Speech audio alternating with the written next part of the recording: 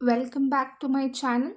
So, we will be covering the next concept, which is important. And again, here, this was asked along with the definition of operating system for 10 marks. So, how to write for this concept, that is computer system architecture? This time, it can even, you know, it was asked like explain the types of computer system. Okay, so it can be a types of computer system also. So please make sure that if they have asked explain computer system architecture or types of computers, it means the same concept what you have to write for. So this was also asked nearly for 10 marks along with the definition of operating system. Now when we come with the computer system architecture, so it's like how the computers are being categorized. Okay, so here we have types of computers system. Now here we have three types of computer system. So first thing you have to write, for the first point you have to write about this is there are three different types of computer system, and these types of the computer systems are based on the number of general purpose processors. So they are single processor system, multi processor system, and clustered processor system. So we have three different types of computer system. Or so as I said first in the definition, that these types are based on your what general purpose processors. Now in the previous video we have dealt with what is you know types of processors, general purpose processors and special purpose processors. So when we have a first type, that is single processor system, this is nothing but one main CPU or one main general purpose processor. Okay, that is a system that is having one general purpose processors or one main CPU is said to be your single processor system. Now we already have seen that general purpose processors are nothing but they are the processors that uh, execute the instructions that are given from the users. Okay, now what is the difference between a general purpose and a special purpose? General purpose, as I said, they are helping the users to execute the set of instructions that are being given, that is a program that is being written by the user, and that will be executed by these processors. When I talk about special purpose processors, it's nothing but they are used to perform specific tasks. Like say for an example, we have special purpose processors in your keyboard, in your mouse, etc. Okay, now why am I saying this is nothing but the special purpose processors are your microprocessors or microcontrollers, which I can say.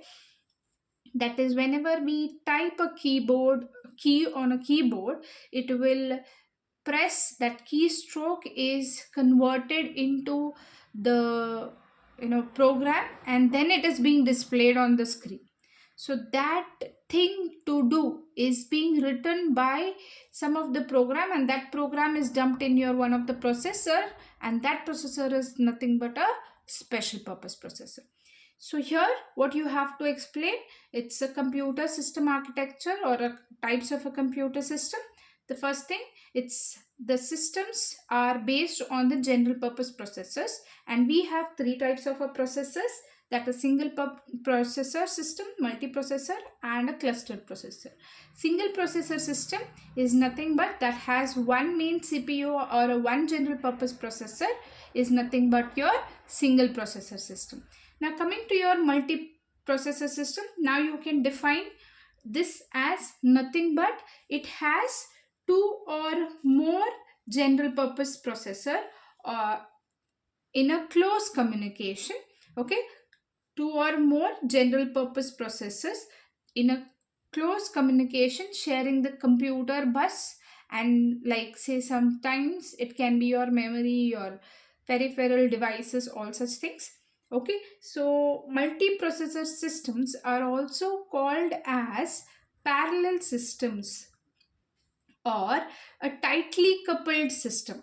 Okay, now why we are calling this as tightly coupled system? It's that your nowadays we have more than two processors, right? Your dual core, octa-core, pentacore. So these are all your multiprocessor systems. Now you can define what is single processor and what is multiprocessor system. Now in multiprocessor system we have two different types again. Okay, now these two types are nothing but a symmetric and asymmetric multiprocessor system.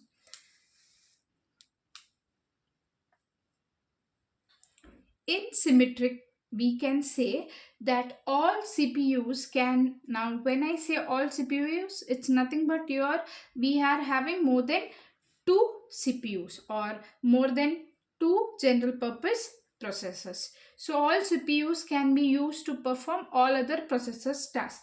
Say for an example, I'll just draw the diagram so that you people can understand well what is symmetric multiprocessor system. Now I have more than one, more than two processors, and we have different types of processes or a task or a jobs, whatever you can say it as. Say I have more than two processes to execute or the task. So any of the processor can execute any of the processes. That is how we can say your symmetric multiprocessor system. Now coming to your asymmetric, in this one CPU will be acting like a master CPU and the other CPUs can act as a slave. So your asymmetric multiprocessor is a master slave approach. Now these further CPUs can execute your further processes or process a task, we can say. So now you understood what is single processor system, what is multiprocessor system. Multiprocessor system is nothing but I have more than two CPUs, that is more than two general purpose processors, and those processors are, I mean the multiprocessor systems are divided into symmetric and asymmetric. In symmetric, any CPU or any processors can execute or perform any other tasks of any other processor. It's not that the CPU 1 is executing process 1 and CPU 2 is executing process 2. It can execute any of the other processes. But whereas in asymmetric multiprocessor system, one CPU will be acting as a master, the other CPU will be acting as a slave. Now if slave 1 or the CPU 1, this is say suppose CPU 1 and we have other CPU 2, CPU 3 and CPU 4. So CPU 2 will be executing process P1. It will not interfere in this process execution because it's being handled by CPU 3, CPU 4, like that. So this approach is called as your asymmetric multiprocessor system. Now, here in the multiprocessor system, we have three main advantages that also should be defined here. I'll just write down here. You can explain it in briefly. So, first advantage is increased throughput. What do you mean by increased throughput? It's nothing but say suppose the measurement of the performance of the system. Okay, like say we have an increased performance as we have two processes and our task can be performed parallelly, correct? That means at the same time I am able to execute more than one processes. So that is what will help me to increase my performance of the system. So that is indirectly increasing my throughput. That is increased throughput. Now second one, we have economy of scale. What do you mean by economy? Economy is nothing but it's helping us in cost wise. Okay, it's a cost effective processors than compared to your single processor system, because here in multiprocessor we are sharing the power supply, your storage that can run several programs or operate on the same set of data at the same time. Whereas in single processor, what we were doing, for each processor we had a separate power supply and separate storage, so that would take a more cost. Okay, so multiprocessor have an advantage of having an economically cost wise effective when compared to your single processor. Then the third advantage we have, reliability is increased. Okay, now why is reliability, or what can be said as a reliability? That means here, as I said, we have more than one processors, correct? So these several processors are getting different functions, or the functions are distributed in these several processor, and we can execute the processes at the same time. Now why am I saying it as giving us a increased reliability? It is because if one of the processor in this CPU, I mean CPU 1, CPU 2 and CPU 3, okay, in any of this one fails, there are two more processors still there to execute the processes. So for this we say that this system is more reliable than your single processor system. So I hope you got to know till here what is multiprocessor system, what are the types of multiprocessor system, and the advantages of your multiprocessor system. Now coming to your next, that is we have clustered system. Now when we talk about cluster is nothing but grouping or coupling together. Okay, so here clustered is similar to your multiprocessor system. Here only difference between your multiprocessor and a cluster is we are coupling together, or we are gathering together the multiple CPU. So that is what is known as clustered system. So we can say that systems are gathered together.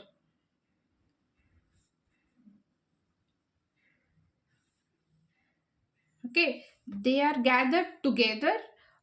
That is, it can have, as I said, it's having a multiple CPUs. Okay, so to compute some of the task. Okay, similar to your multiprocessor system, the only difference is those are all the multiple CPUs are gathered or tightly coupled together. So here we can say the definition as two or more systems that are coupled together forms a clustered system. Okay, so now this provides a high availability. That is again the same as the advantage of your multiprocessor. That is, if one system in this clustered system fail, the other systems or the other CPUs can take care of the entire system. Here also we are being categorized with symmetric and asymmetric. Now when I talk about symmetric, here we have more than two processor as a host that runs in an application where each other can monitor each other. That is how we have seen in your multiple processor, that is symmetric multiprocessor system. It's the same. So this symmetric clustered processor is much better than your asymmetric. Why? Because here two or more processor or a CPU are acting as a host. Now why are they acting as a host? Because they can monitor each other. That is, monitor each other. Okay, now when I come to your asymmetric clustered system, this is again similar to your asymmetric multiprocessor system. That is, one machine or one CPU is acting as a master. Okay, the remaining, or that is called as a standby mode. Okay, that is acting like a standby mode, and the remaining systems are acting like a slaves, similar to this. Okay, so such system is again having an advantage of high reliability and high availability. That is same, if one system fails, the other system, I mean one processor fails in a system, the other processor can continue with the system execution. Okay, so this makes your entire computer system architecture question. So here you can note down that first we have to define that how are the types of computer system. That is, first you have to define about general purpose processor and a single purpose processor, and here the system architecture is based on the general purpose processor. Then we have to say we have three different types of computer system: single processor, multiprocessor, and cluster. Then we have to define what is single processor, multiprocessor, and clustered system along with their types and advantages. So this entirely will fetch you 10 marks along with the definition of operating system or without the definition of the operating system. So I will be winding up with this small concept and continue with your next concept in the next video. Thank you so much for watching, and please keep supporting. Please share and subscribe for your next videos. Thank you.